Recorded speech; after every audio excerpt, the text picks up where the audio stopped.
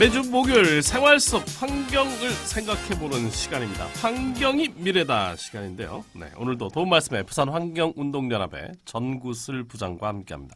전 부장님 안녕하십니까? 네, 안녕하세요. 예, 오늘은 어떤 환경 얘기를 좀 나눠볼까요?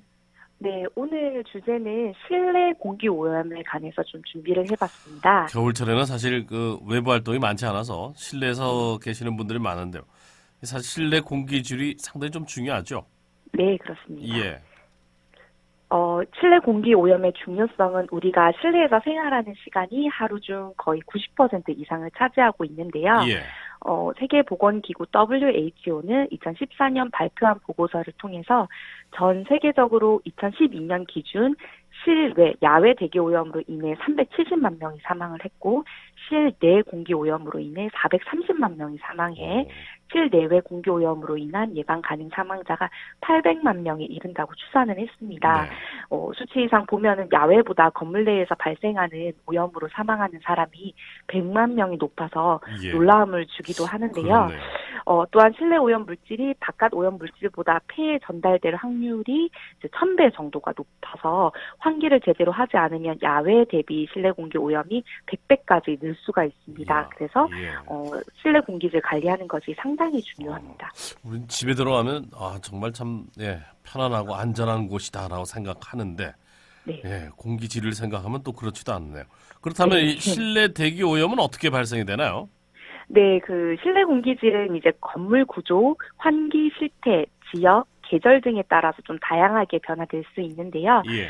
일반적으로 실내 공기 오염은 우리가 활동할 때 그리고 생활 및 사무용품, 건축자재, 오염된 대기의 유입 등으로 발생이 됩니다. 그래서 이제 복잡하고 밀폐된 생활 공간에서 우리가 호흡을 할 때 이산화탄소나 대화, 기침, 재채기 등에 의한 세균 그리고 옷, 신발 등에 묻어 있는 먼지 등 사람의 다양한 활동으로 인해 실내 공기가 오염이 될 수 있고요. 예. 그리고 이제 가스, 석유, 보일러, 난방, 가스레인지 등 조리 시에도 이제 오염 물질이 나와서 실내 공기가 이제 상당히 오염이 될 수 있습니다. 그리고 또 우리가 흔히 쓰고 있는 옷장이나 침대, 책상 등 가구랑 그다음에 TV, 청소기, 컴퓨터 등 이제 전자제품에서도 오염 물질이 발생할 수 있습니다.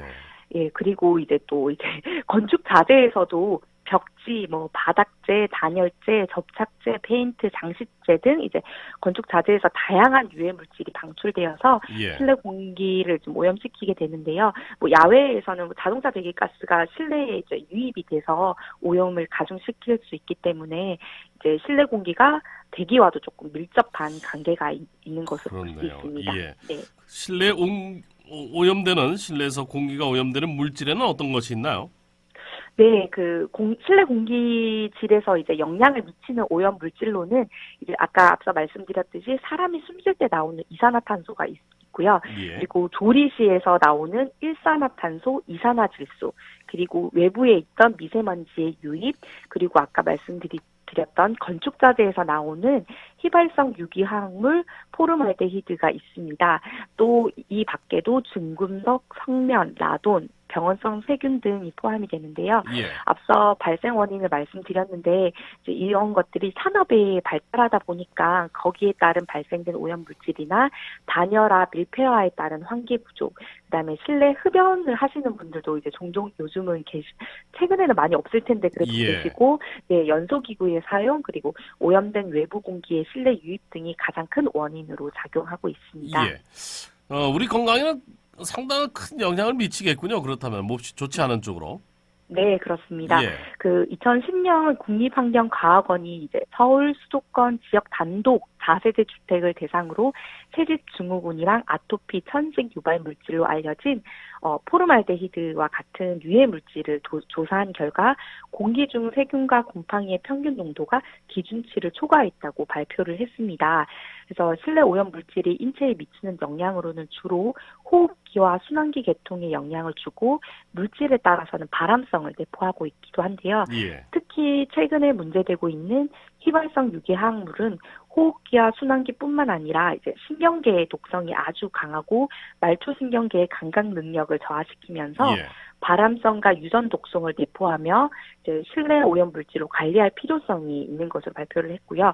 따라서 미세먼지가 심각한 요즘 이제 호흡기 면역 체계가 약한 영유아와 노약자, 임산부 면역 체계 치료를 받는 암 환자는 실내 외부 공기질 모두 관리에 각별히 신경을 쓰셔야 할 것입니다. 예.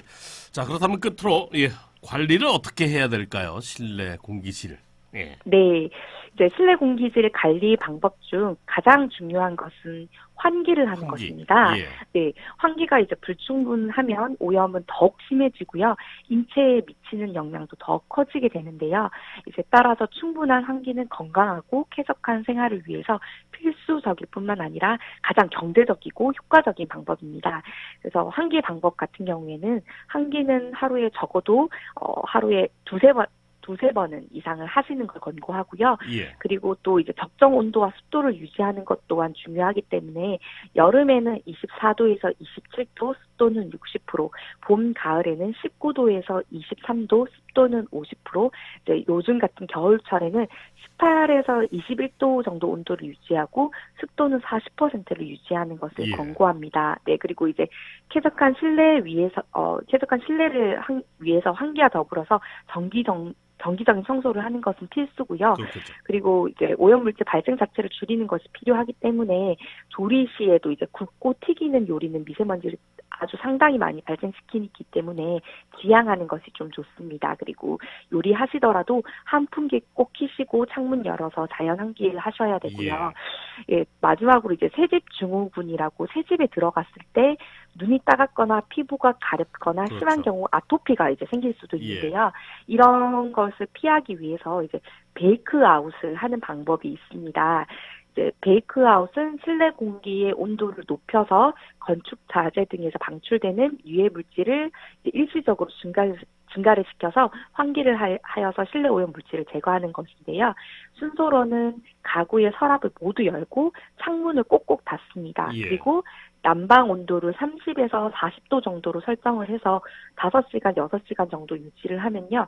집안 내에 있는 벽지나 바닥재 그리고 가구 등에 있던 유해 물질이 아주 많이 나옵니다. 그때 이제 모든 문을 열어서 환기를 시키는데요. 이를 한 3번 정도 반복하면은 새 건물이나 새 집에 발생하는 유해 물질을 상당히 감소시킬 수 있습니다. 알겠습니다. 우리는 보통 창문을 열거나 문을 열면 밖에 먼지 들어온다, 문 닫아라, 이렇게 얘기하는데. 네, 실내에서도 미세먼지, 예. 야외에 있는 미세먼지 유입 걱정하셔가지고 이제 창문 닫고 공기청정기만 돌리시는 분들 많은데요. 예. 실내에서 발생하는 라돈도 있고 이산화탄소, 일산화탄소 등이 있기 때문에 반드시 미세먼지가 높은 날에도 이제 농도를 조금 확인하셔서 조금 낮을 때 창문 열어서 짧게라도 꼭 환기하시는 것이 꼭 필요합니다. 알겠습니다. 오늘 말씀 고맙습니다. 네, 감사합니다.